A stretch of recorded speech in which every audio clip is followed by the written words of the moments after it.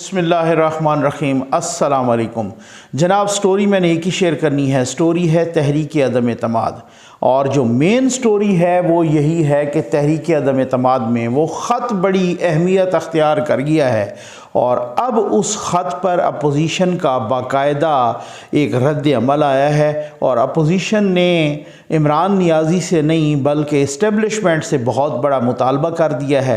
अब देखते हैं कि कंट्रोल टावर वो मुतालबा अगर अपोजिशन का पूरा करती है तो ठीक है, नहीं तो उनका अपना फिर न्यूट्रल वाला जो स्टेटस है वो भी एक स्टेक पे लग गया है। ये बहुत ही इंपॉर्टेंट डिस्कशन करेंगे, लेकिन जो मैंने थंबनेल पे लगाया वो क्या है, ये एक ऑडियो लीक हुई है, और ऑडियो अलीम खान साहब की लीक हुई है, और बड़ी ही धमाकेदार और कड़ाकेदार किस्म की ऑडियो है। अभी तो कह रहे हैं बहुत सारी चीज़ें लीक होनी हैं, अभी तो बहुत कुछ, अभी तो पिक्चर बहुत बाकी है, अभी तो यूँ समझ लें ट्रेलर वाली सूरत हाल में। ये आप ज़रा सुन लें, फिर उसके बाद ज़रा इस पर तबसरा भी करते हैं और उस मेन स्टोरी पे भी आता हूँ, चूँकि आपको पता चलेगा वो मेन, क्योंकि वो सुप्रीम कोर्ट और ख़त और ये सारी चीज़ें जो रिलेटेड हैं उस पे मैं ज़रूर आता हूँ। ये आप सुन लीजिए। पैसे दिए जाते हैं तो ये था नया पाकिस्तान। अब जितनी मैंने मेहनत की है इतनी तो किसी ने नहीं की। तो इमरान खान को बाहर से देखना और ड्राइंग रूम में बैठ के देखना और टीवी पे बैठ के देखना और उसकी बातें सुनना तो बहुत अच्छी हैं। बातें तो इसके अलावा भी बहुत अच्छे अच्छे लोग करते हैं, लेकिन जब अमल की बात आती है तो फरा बीबी के जरिए जो रिश्वत ली गई पंजाब में और जो उनकी बेगम को सेट मिले हैं मालिक रियाज साहब से, आपके तो सारे दोस्त आर्मी में मौजूद हैं, जरा उनसे पूछेंगे आपके जो पुराने जनरल आसिम को निकाला गया था किस बात पे निकाला था, क्योंकि जनरल आसिम ने जाके इमरान खान को बताया था कि आपके घर में सेट आया है रिश्वत का जो कि मालिक रियाज साहब ने भेजा है, और उसके बाद उनको जनरल आसिम को DGISI से हटा दिया गया था क्योंकि उन्होंने उसको कहा था कि you are crossing the limits. General Asim तो आपके बैचमेट होंगे या आपके बिल्कुल करीबी होंगे, तो आप जरा उनसे पूछें ये बात ठीक है या नहीं। और वो जो तोशे खाने की घड़ियां आई हैं जिनको बेचा गया और जिसके पैसे जो है वो इमरान खान साहब की बेगम साहबा ने वसूल किए हैं, उसकी वो तफसीलात क्यों नहीं बताते। इतने जो ईमानदार हैं तो अपनी बातें क्यों नहीं बताते। ये जो पैसे यहाँ से गए हैं सारे के सारे जो बुजदार ने कलेक्ट किए हैं किसके पास गए हैं, होगा उस फरा, क्या रोल था फरा का। सो ये बाहर से बैठ के बहुत रोजी बेचते नजर आती है। मेरे से ज्यादा टाइम किसी ने नहीं गुजारा। I know exactly what was going on. So I just thought कि ये जो फैंटेसिज्म है ये हमने भी बहुत देखा था और हमने भी बहुत करने की कोशिश की, but reality was different. What we see in Imran Khan is different, what he actually is entirely different. और ये जो उसने लिबादा उड़ा हुआ है और जिसने अपने ऊपर कैमोफ्लेज किया हुआ है, इंशाल्लाह ताला अल्लाह ताला ला के वो सारी बात ये है कि ये जो लिबादा उड़ा हुआ है मैं ये सारी कौम के सामने ले आऊँगा। बात ये है, अब आपके सामने सब कुछ खुल गया होगा कि ये इक़्तिदार की कुर्सी को इस तरीके से चंबा मार के क्यों पकड़ के बैठे हैं।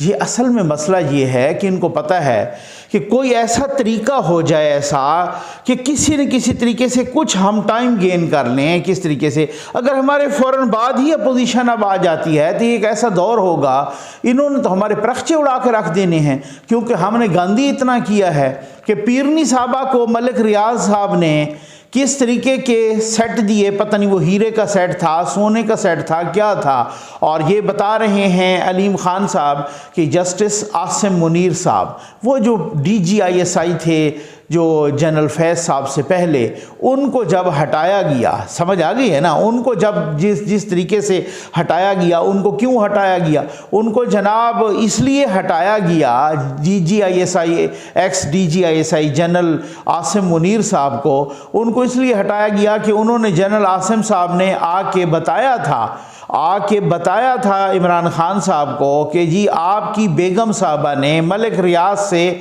सेट लिया है, सेट आ रहे हैं, ठीक है ना, पता नहीं वो हीरों के सेट थे या सोने के सेट थे, जो भी थे, तो वो फिर सेट लिए हैं और आप लिमिट क्रॉस कर रहे हैं, तो इस वजह से उनको हटा दिया गया। फिर अब आप अंदाज़ा कीजिए ना, बहुत सारे पोल खुल रहे हैं, बहुत सारी चीज़ें। और फिर वो जो घड़ियाँ बेची गईं जो मोहम्मद बिन सलमान ने दी थीं, और वो जो घड़ियाँ बेची गईं, पता नहीं कितने करोड़ की घड़ियाँ बेची गईं, वो भी पीरनी साहबा ले के टुर गईं। अब आप अंदाज़ा कीजिए ज़रा थोड़ा सा कि अब जिस तरीके का लिबादा कहते हैं कि इन्होंने ओढ़ा हुआ, असल में यूथिया दो किस्म का है। यूथिया एक बल्कि 3 किस्म का यूथिया है। एक यूथिया वो है जो करीब से देखता है ना, और उसके इतने कोई ज़्यादा मफादात नहीं होते, अगर होते भी हैं तो वो कुछ न कुछ उसका ज़मीर जाग रहा होता है, वो बिल्कुल ही फौरी तौर पे अलग हो जाता है, कहता नहीं यार ये गलत काम है, ठीक है ना। और इसको जो दूर से हमने देखा था, जब करीब से देखा है तो ये बिल्कुल ही हैं कवाकिब, कुछ नज़र आते हैं, कुछ ये तो इधर उधर हो जाता है। उसके बाद दूसरे किस्म का यूथिया है जो देखता है भाई है तो ये गंदा ही काम, और है तो ये वो नहीं है जो हमने समझा था, लेकिन उसके अपने मफादात भी इन्वॉल्व होते हैं, उसके अपने मफादात भी बिल्कुल जो है ना उसमें, तो वो तब तक चुप रहता है, और जैसे ही वो एक लिमिट आती है फिर वो फट पड़ता है, वो सारे पोल खोल देता है। एक तीसरी किस्म का यूथिया है, और उस किस्म का यूथिया बाहर बहुत पाया जाता है, ओवरसीज़ पाकिस्तानीज़ में, ठीक है ना। और वो यूथिया दूर दूर के ढोल सुहाने और जो भी खान साहब बोल देते हैं, वो यूथिया मिन्नो आंखें बंद करके ईमान ले आता है। खान साहब एक बात करते हैं और दूसरे दिन उसके उलट करते हैं, तो वो यूथिया उस पर भी तालियां बजा देता है और उस पर भी तालियां बजा देता है। वही यूथिया अकल से बिल्कुल फारिग है, ठीक है ना, मैं इस इमाजत के साथ। तो अब बात यह है, आ जाएं जनाब अपनी मेन स्टोरी पर, और मेन स्टोरी ये है, आपके रोंगटे खड़े हो जाएंगे सुन के। अब तो बहुत सारी चीज़ें क्लोज हो रही हैं, अब तो बहुत सारी चीज़ें करीब आ रही हैं। अच्छा, अब देखते हैं वो कैसे जनाब। वो ऐसे ज़रा उसके बाद मैं ज़रा कोशिश करूँगा कि आसान तरीन अल्फाज में समझाऊँ जल्दी। बात यह है कि वही जो ख़त जिसका शोशा कि जी वो तो भेजा गया, असल में तो वो भेजा गया पाकिस्तान के सफ़ीर की तरफ से। अच्छा, लोग कह रहे हैं कि अब वो कोई ख़त भी नहीं था, वो एक केबल है, वो एक मरासला है जो फ़ॉरेन सफारतकारी को जो जानते हैं उनके ज़बान, वो कहते हैं अक्सर व बेशतर ऐसे आते रहते हैं। अच्छा, पहले पता भी चल गया कि वो सफ़ीर हमारे सफ़ीर ने भेजा है, वो कोई अमरीकी ने नहीं भेजा। जिस डोनाल्ड लू का नाम ले लिया अमरीकी का, इमरान खान साहब ने, अब उसकी वीडियो भी आ गई है अपनी, वो भी क्या कह रहा है वो भी मैं आपको सुनवाऊंगा। तो अच्छा, उससे भी बहुत कुछ पता चल गया है, सारा कुछ इमरान नियाज़ी के झूठ सारे पकड़े गए हैं। लेकिन अब मसला ये है, इमरान नियाज़ी बहुत शातिर है, आपको पता है, उसका सोशल मीडिया भी बहुत शातिर है। अभी से सोशल मीडिया में वो अंग्रेज़ों वाली टोपियां कर कर के जो बाहर का यूथिया है उसने इंग्लिश में बताना शुरू कर दिया है, उर्दू में भी लोगों ने बताना शुरू कर दिया है कि वो जो ख़त बस खान साहब को धमकी लगा दी अमेरिका ने, और उन्होंने कहा कि ये इस्लाम का बहुत बड़ा लीडर नंबर 1 है, ये तैयब अर्दगान से भी बड़ा है, और ये मोहम्मद बिन सलमान से भी बड़ा है, और ये सब कुछ मतलब जो है ना महातीर मोहम्मद से भी बड़ा है, और बस ये अगर रहा तो फिर हमारी खैर नहीं है अमेरिका की। और उसने कहा कि इसको निकालो किसी तरीके, और वो साजिश पकड़ी गई है, और उस साजिश को ना पाक फ़ौज ने भी देख लिया और सब कुछ। तो यूथिया ये प्रोपेगेंडा कर रहा है। अच्छा, अब हुआ क्या? हुआ ये कि बात ये है कि NSC नेशनल सिक्योरिटी कमेटी, इसकी मीटिंग हुई। बताया गया कि इस मीटिंग में उस ख़त को डिस्कस किया जाएगा। अच्छा, नेशनल सिक्योरिटी कमेटी क्या है? इसको प्राइम मिनिस्टर हेड करता है, ठीक है ना, वज़ीर आज़म इसकी सदारत करता है। इसमें 4-5 वज़रा भी होते हैं, जैसे वज़ीर दिफ़ा हो गया, वज़ीर दाखिला हो गया, वज़ीर ह्यूमन राइट्स वगैरह, इस तरह के बड़े बड़े, ठीक हो गया। अच्छा, इसमें नेशनल सिक्योरिटी एडवाइज़र भी होता है, इसमें chairman joint chief of staff committee भी होता है, इसमें army chief, naval chief, air chief ये भी होता है, इसमें DGISI भी होता है, इसमें DGMO भी होता है, इसमें DGMI भी होता है, ठीक है, मिलिट्री इंटेलिजेंस, मिलिट्री ऑपरेशन वगैरह ये सारे, और बाकी अफसरान होते हैं। ये बड़ी अहम कमेटी है नेशनल सिक्योरिटी कमेटी, और इस तरह से जितने भी सिक्योरिटी के मामलात होते हैं ये उसको देखती है। अच्छा, इसको हेड करता है या सदारत करता है प्राइम मिनिस्टर, वज़ीर आज़म। अच्छा, नेशनल सिक्योरिटी कमेटी की मीटिंग हुई। और कहा गया कि जनाब उधर ख़त रखा गया है और ये वो सारा कुछ। उसके बाद एक एलामिया, डिप्लोमेटिक किस्म का एलामिया आ गया। उस एलामिया में ये था कि जी कोई भी अगर कर रहा है पाकिस्तान के अंदरूनी मामलात में मुदाखलत, तो वह ऐसी मुदाखलत बर्दाश्त नहीं की जाएगी। दफ्तर ख़ारजा डिप्लोमेटिक नाम्स को सामने रखते हुए, यानी सफारती आदाब को सामने रखते हुए एहतजाज करेगा उस मुल्क से, वगैरह वगैरह, और यहाँ तक एलामिया ख़त्म हो गया। ठीक है नहीं? अच्छा, अब इस एलामिये को ख़ान साहब ने, मतलब इमरान नियाज़ी ने अपने मफाद के लिए इस्तेमाल करना, और यूथिया तो इस काम में बहुत माहिर है, 2 नंबरी में, वो तो आपको अच्छी तरह से पता है। मैं आपको एक छोटी सी मिसाल बताऊं, ये चूँकि डेविएट ना हो जाऊं, लेकिन ये मिसाल बड़ी दिलचस्प है। ये अभी इमरान नियाज़ी रशिया गया था, वहाँ कोई ना प्रेसिडेंट वो प्यूतिन, ठीक है ना, सदर प्यूतिन, वो व्लादिमीर पुतिन, वो कोई बात कर रहे थे, ज़ाहिर है वो रशियन में कर रहे थे। अब यूथियों ने क्या किया जनाब, यूथियों ने उसके ऊपर टाइटल लगा के ना इंग्लिश में, और उसका चलाया कि जी वो इमरान खान की तारीफ़ कर रहा है। अच्छा, जब देखने वाला बंदा हो, अब आप ज़रा यूथियों के जहन की ग़िलाज़त देखें कि कितनी तेज़ी से चलती है। ये यूथिया इतनी कोई अजीब मखलूक है, यानी कि इसकी हुकूमत ने यहाँ पाकिस्तान के अवाम का जीना हराम कर दिया है, लेकिन सोशल मीडिया पे ऐसे ये काम कर रहा है। अब वो रशियन में बोल रहे थे प्रेसिडेंट पुतिन, इन्होंने नीचे टाइटल चलाने शुरू कर दिए कि जी वो इमरान खान बड़ा अच्छा लीडर है, और इमरान खान अंग्रेज़ी में, और इमरान खान तो ये है, इमरान खान के बस उन्होंने तारीफ़ों के पुल बांध दिए। अब ज़ाहिर है जब वो वीडियो पहली दफ़ा किसी के पास आएगी, वो उसको देखा गो कि वाह जी वाह क्या बात है, और तो और पुतिन भी तारीफ़ कर रहा है इमरान खान की। लेकिन फिर उसके बाद जब लोगों ने इन्वेस्टिगेट किया, जब लोगों को यहाँ भी रशियन आती है, उन्होंने कहा इनका बेड़ा गर्क हो, ये तो पुतिन तो कोई और बात कर रहा है, ठीक है ना, और इन्होंने तो अंग्रेज़ी में टाइटल लगा के इमरान खान का वो कर दिया, और उसने तो ऐसी कोई बात ही नहीं की, ठीक है ना। अच्छा, अब वो पकड़े गए। अब आप यकीन कीजिए, मैं आपको बताऊं कि मेरे अपने रिलेटिव, और वो ये नहीं है कि कोई आम या कोई इस तरीके, अच्छे खासे पढ़े लिखे और अच्छी खासी पोस्टों पर, हम फैमिली फंक्शन में कहीं इकट्ठे हुए, तो उन्होंने मुझसे पूछा कि मुझसे पूछ रहे हैं कि भाई जफ़र भाई, ये एक बात तो है ना कि अब आप देखें कि इमरान खान इतना बड़ा लीडर तो है ना कि पुतिन भी उसकी तारीफ़ कर रहा है। मैंने कहा ये कहाँ लिखा है, किधर आपने पढ़ा या किधर? कहते हैं देखें जी ये वीडियो नहीं है जिसमें पुतिन। जब मैंने उनको बताया, आप यकीन करें वो कानों को हाथ लगा रहे थे। वो कहते हैं यार यूथिया, अल्लाह इनको गर्क करे, यूथिया ने इस तरह से कौम को बेवकूफ़ बनाया हुआ है। तो यूथिया इतनी अजीबुल खलकत मखलूक है, ग़िलाज़त से भरी मखलूक है यूथिया। आप ऐसे ही इसको मामूली न समझें। आप यकीन करें कि गायबल भी आज जिंदा हो जाए, जो प्रोपेगंडा का बानी है, यूथिया की प्रोपेगंडा की ग़िलाज़त देख के वो भी दोबारा मर जाएगा। ये बिल्कुल 100% ख़त पे आ जाए। ख़त जनाब भाई ये आया, और ये इस तरीके से। अब इमरान नियाज़ी वो इनसे भी बड़ा ढीठ और बड़ा गलीज़ और बहुत ही बेशरम है। अब इमरान नियाज़ी जनाब वो सारी चीज़ों को ना इस तरीके से पोर्ट्रे कर रहा है, और वो इस तरीके से पोर्ट्रे कर रहा है, और अब कौम को चूना लगा रहा है, क्योंकि उसने, मैं आपको पता है हमेशा ही कहा है कि मैं उनकी पॉलिसी से इख्तलाफ करता हूँ, लेकिन हमेशा ही कहा है कि जनाब वज़ीर आज़म पाकिस्तान इमरान खान साहब, ये मेरी सारी वीडियोस गवाह हैं, आप देख सकते हैं। मैं क्यों उनको इमरान नियाज़ी ढीठ या बेशरम कह रहा हूं?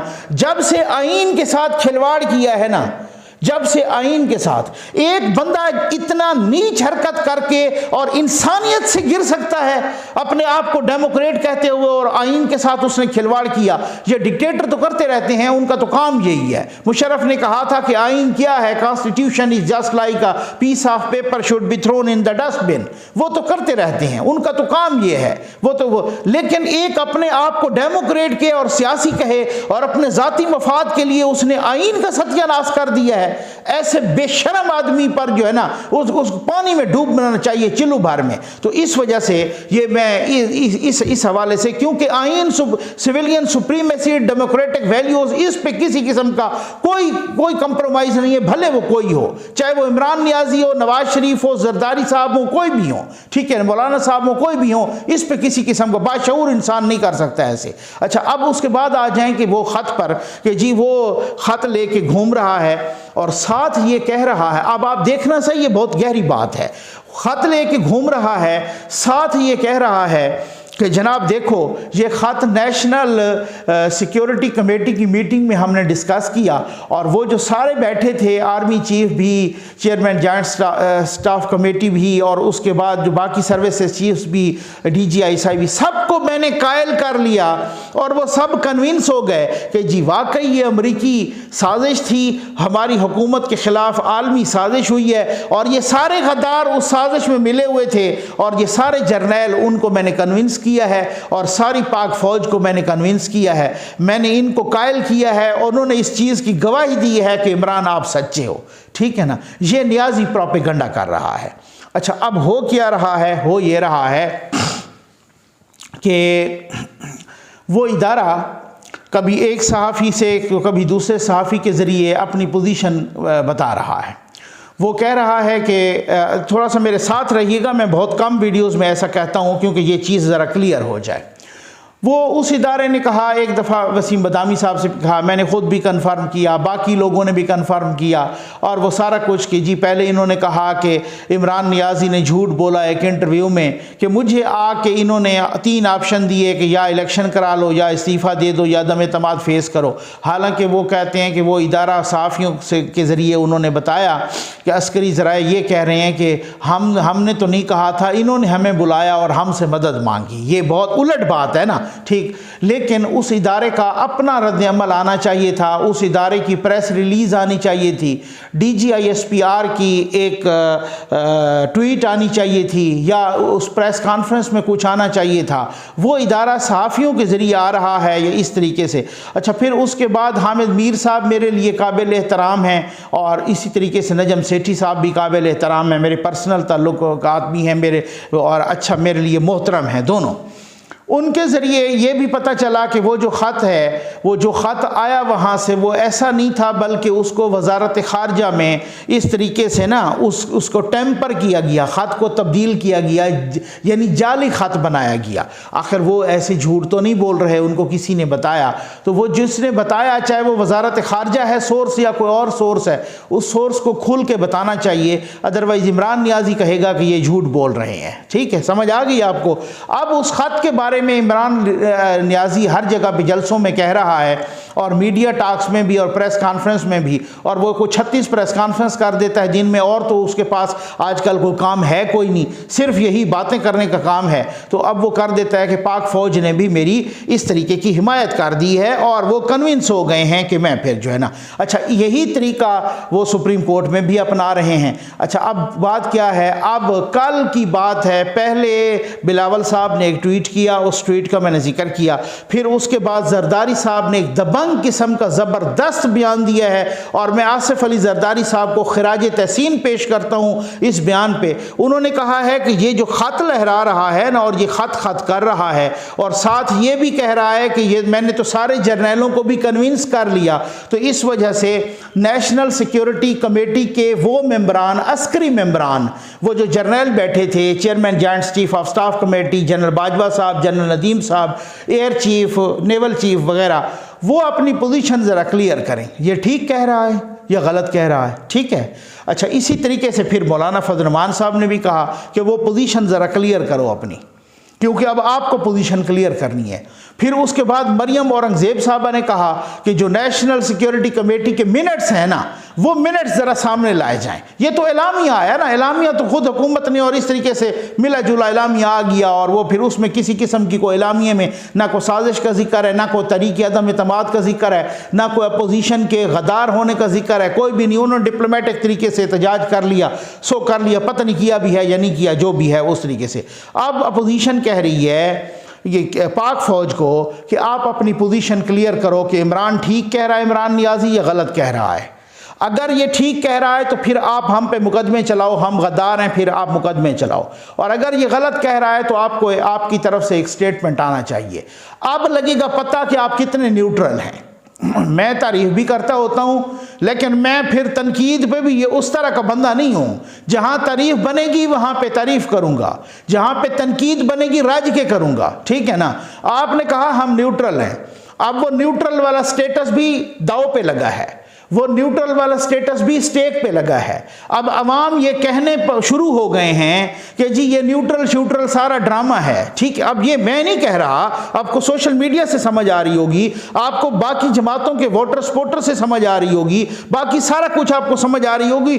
मीडिया, सोशल मीडिया, अब ये डिजिटल मीडिया का ज़माना है। अब वो कह रहे हैं कि ये मुबैना ड्रामा है, ठीक हो गया ना। मुबैना मैं कह रहा हूँ क्योंकि मेरे सहाफ़ती जिम्मेदारियाँ हैं, ठीक है। वो कह रहे हैं कि अवाम कह रहे हैं कि ये ड्रामा है। अच्छा, अब बात यह है कि आज में कल में, क्योंकि इस चीज़ को इमरान नियाज़ी अपना इंतखाबी नारा बना के पेश कर रहा है, वो अपना स्लोगन लेके जा रहा है, इलेक्शन स्लोगन।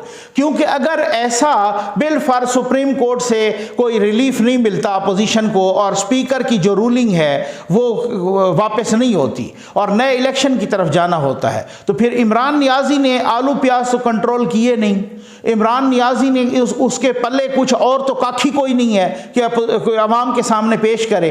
वो अवाम के सामने ये ख़त पेश करेगा और अवाम के सामने ऐसे ही कागज़ लहराएगा और अवाम के सामने अभी से उसने लहराने शुरू किए और पाक फ़ौज का नाम इस्तेमाल करेगा कि देखो जी पाक फ़ौज ने भी मेरी खैर से जो है ना, इस तरीके से वो कन्विंस हुए हैं और अमरीका ने मेरे ख़िलाफ़ जो है ना बहुत बड़ी साजिश कर दी है और बस मैं तो आलम इस्लाम का लीडर नंबर 1 बनने वाला था, मैं पता नहीं अमरीका को तहस नहस कर देता और अगर बस मेरी थोड़ी सी हुकूमत और रह जाती तो अमरीका ख़त्म था, मैंने बस अमरीका को सबक पढ़ाना था, उन्होंने मेरी हुकूमत ख़त्म कर दी। ये स्लोगन और ये इंतखाबी नारा लेके इमरान नियाज़ी इंतखाबात में जाना चाहता है। अब अगर पोजीशन वाज़े नहीं आती ISPR की तरफ से, पाक फ़ौज की तरफ से, अस्करी हुकाम की तरफ से, कंट्रोल टावर की तरफ से कोई पोजीशन वाज़े नहीं आती और इसी तरीके से सहाफ़ियों के ज़रिए वो प्रॉक्सी खेलते रहते हैं मुबैना तौर पे, इसी तरीके से ज़राए के ज़रिए बात करते रहते हैं, फिर ज़राए का कोई वैल्यू नहीं होगी। यही इमरान नियाज़ी इसी को इंतखाबी नारे के तौर पे लेके जाएगा।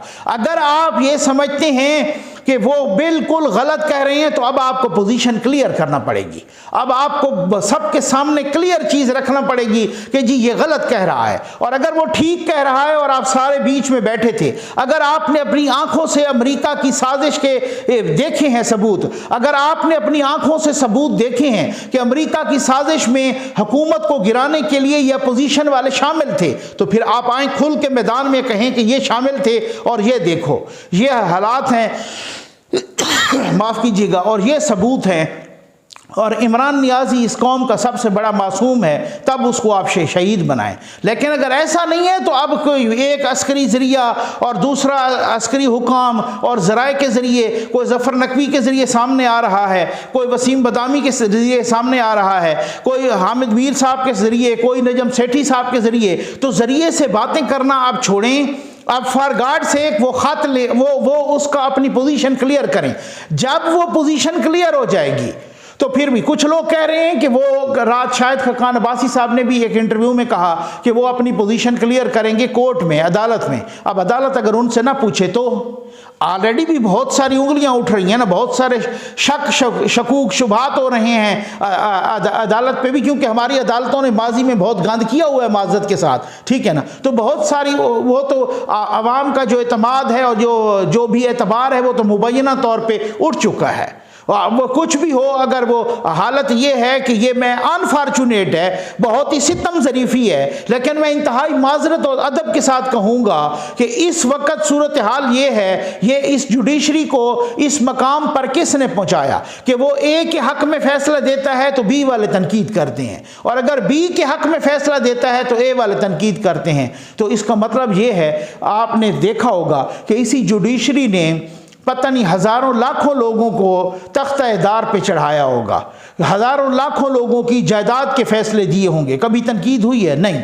जब आप सियासत में हाथ मारेंगे ना और पुट्ठे हाथ मारेंगे माजरत के साथ, फिर तनकीद होगी। जैसे उस इदारे पे तनकीद होगी फिर आप पे भी होगी इसी तरीके से। और जब आप पनामा खेलते हुए ना इकामा पर फैसला देंगे और 3 दफा के इलेक्टेड प्राइम मिनिस्टर को इकामा पर फारिग करेंगे, उस वक्त यह तनकीद होगी। जब आप जुल्फकार अली भुट्टो को किसी के कहने पर फांसी देंगे और किसी के कहने पे क्या आपके अपने जज साहब कह चुके हैं कि आपने कंट्रोल टावर के कहने पर फांसी दी है, तो फिर यह तनकीद होगी।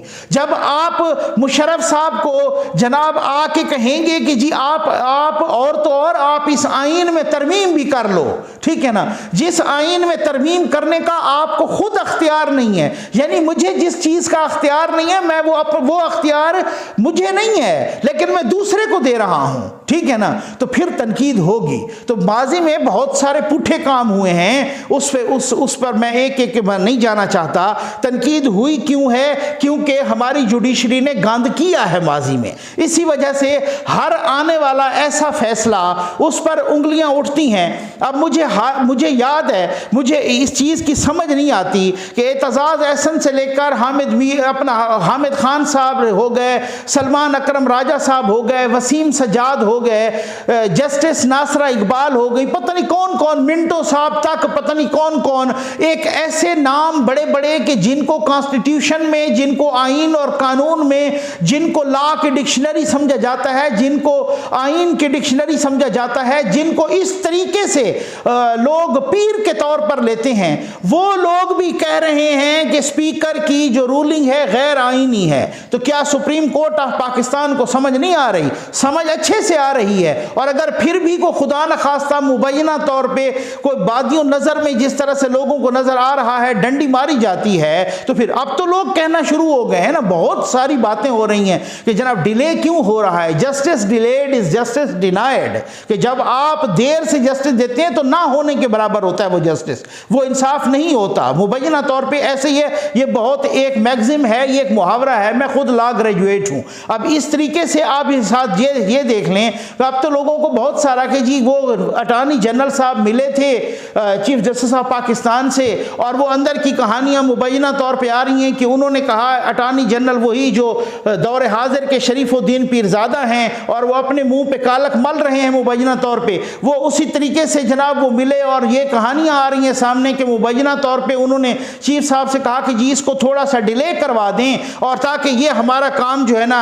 आगे हम वो कर लें। ये होता है ना सरकार के, अगर आप लाहौर हाई कोर्ट में कोई हो तो वहाँ जाके डीजी नैब मिल लेते हैं, और अगर कोई यहाँ पे हो तो फिर ये कुछ ना गड़बड़। अब क्या हुआ, कल मकबूल बाकर साहब, जस्टिस मकबूल बाकर साहब, एक ऐसे जज, आज़ाद मनस जज, एक फ़कीर जज, एक आज़ाद मनस जज, जब कल रिटायर हुए, उन्होंने उनके एजाज़ में जो वो फुल कोर्ट रेफरेंस हुआ उसमें उन्होंने तकरीर करते हुए क्या कहा, उन्होंने खुद कहा है ना, उन्होंने स्टेटमेंट दी है ना कल मकबूल बाकर साहब ने, उन्होंने क्या कहा कि इतने हसास नौइयत के मुकदमात में मखसूस जजों को शामिल ना करना, ये अदलिया से एतमाद लोगों का उठ जाता है। तो ये मैं तो नहीं कह रहा, ये तो आपका अपना साथी जज कह रहा है कि अगर इतने हसास नौइयत का मुकदमा होगा, आप जस्टिस काजी फायजीसा को शामिल नहीं करेंगे, आप मंसूर अली शाह को शामिल नहीं करेंगे, आप याहिया अफरीदी समेत बाकी बहुत सारों को शामिल नहीं कर।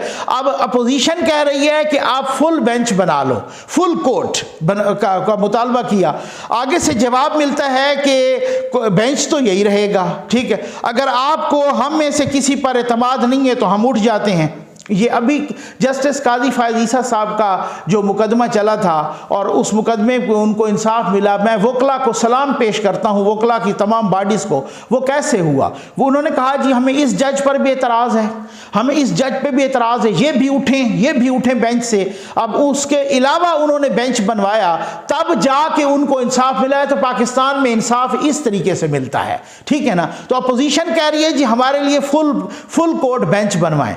वो कहते हैं ये बेंच तो यही रहेगा, आपको कोई एतराज़ है तो आप इस तरीके से जो है ना, क्या हम पर आपको एतमाद नहीं है? अगर नहीं है तो हम उठ जाते हैं। तो अब अगर मुंह से कोई इस तरीके से कह दे ये तो रिवायात के भी खिलाफ है कि जी हाँ जी हमें आप पर एतमाद नहीं है, या आप पर नहीं है, या आप पर नहीं है। अगर फुल कोर्ट का कोई मुतालबा कर रहा है सर, तो मैं माजरत के साथ, इंतहाई अदब के साथ कहूँगा, इसका मतलब ही यही है कि उनको फुल कोर्ट का मुतालबा इस वजह से कर रहा है कि जो सामने बेंच बैठा है अपोजिशन को, या जो साइल को, या उनके वकील को कोई ना कोई रिजर्वेशंस तो ज़रूर है ना उससे। इसी वजह से तो वो फुल कोर्ट का, कि सुप्रीम कोर्ट के जितने भी जजेस हैं वो सारे के सारों पर एक मुश्तमिल बेंच बन जाए। और आगे से जवाब मिलता है आपको, हम पे अगर एतमाद, हम पे कोई एतमाद नहीं है भाई। अगर हम आपको अगर इसी जुमले को मैं उलट कर दूं तो आपके साथी जजों पर आपको एतमाद नहीं है। वो ये तो नहीं कह रहे कि आप वापडा वालों को बेंच में बिठा लें, वो ये तो नहीं कह रहे कि आप पुलिस वालों को बिठा दें, वो ये कह रहे हैं जो बाकी सुप्रीम कोर्ट के जजेस हैं सब पर बना दें।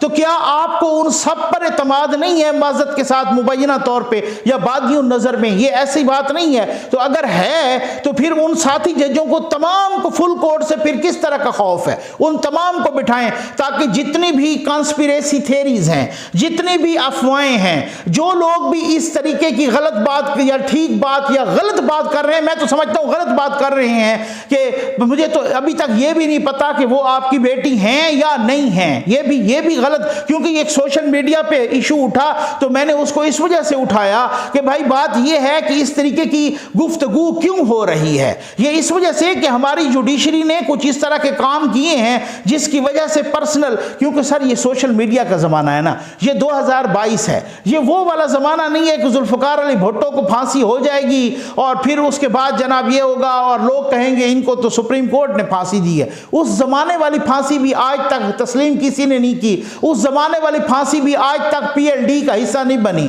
तो एक ऐसा मुबैना तौर पे शर्मनाक फैसला कि जिसको आज तक PLD का हिस्सा भी नहीं बना पाए हम, तो फिर इस तरह के फैसले क्यों आए?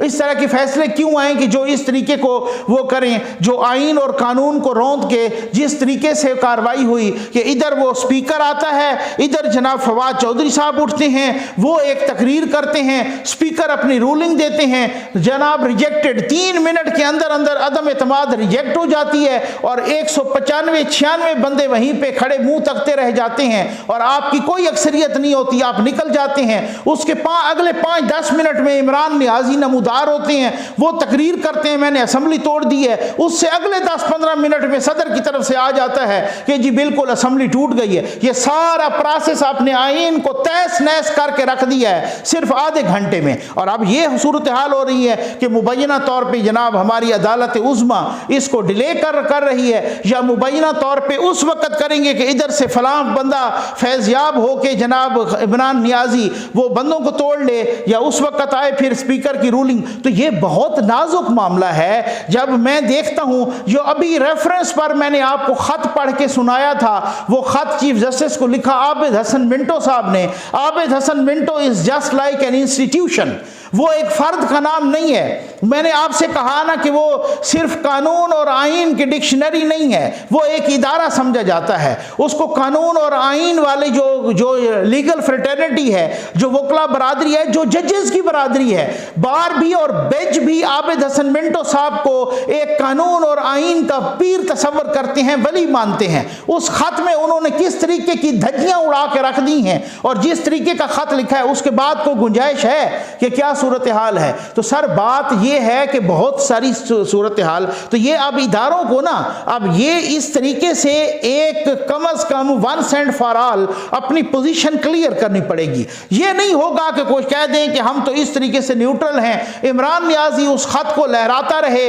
और वो ले जाए उस खत को जहां ये जी देखे मैं तो सच्चा हूं, मेरे खिलाफ को बहुत बड़ी इंटरनेशनल साजिश हो गई है, उस साजिश में सारे जनरल भी गवाह हैं और आपकी गवाही भी। अब हालत यह है कि अभी तक ISPR की तरफ से कोई स्टेटमेंट नहीं आया, लेकिन यूथिए गलीज यूथिए वो अपने पेजेस पे लगा के DG ISPR की फोटो भी और नीचे एक जुमला लिख रहे हैं कि हमारा मुवक्कफ वही है जो कि नेशनल सिक्योरिटी कमेटी में मुवक्कफ था। अब ये कब बयान आया है कोई भी नहीं। आपको पता है यूथिया फोटोशॉप का माहिर है, आपको पता है प्यूतिन कोई और बात कर रहा होता है, यूथिया नीचे और टाइटल चला के अवाम को चूना चूना लगा देता है। तो ये इस तरीके से इदारों को अब जो कहा है ना, अपोजिशन ने, जरदारी साहब ने, मौलाना साहब ने, नून लीग ने, बिलावल साहब ने, सब ने मिलके कहा जी अपनी पोजीशन क्लियर करो, अब न्यूट्रल न रहो, आप अपना वजाहती बयान जारी करें कि ये जो इमरान नियाजी कह रहा, आप इमरान नियाजी को ये लाइसेंस न दें कि वो ये नारा लेके इंतखाबी मुहिम की तरफ चला जाए,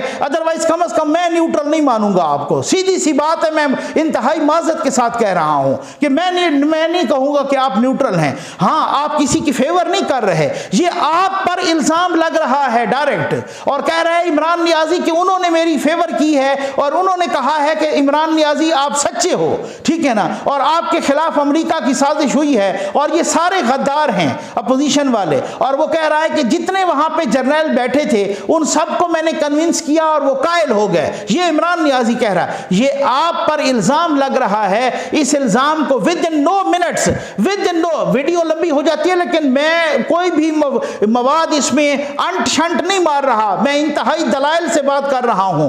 क्या वो ISPR जो एक सेकंड में लिखा करता था वत इज़्ज़ो मंतशा वत ज़िल्लो मंतशा, वही DG ISPR जो मुरीद साहब हैं, ठीक है ना, वो लिखते थे और वो कहते थे ये साल तो तब्दीली का साल है। और वो तो नोटिफिकेशन 3 दफ़ा के इलेक्टेड प्राइम मिनिस्टर ने एक नोटिफिकेशन दिया, अगले ही दिन जो है ना ISPR ने कहा नोटिफिकेशन इज़ रिजेक्टेड, ठीक है, आपने वो कर दिया।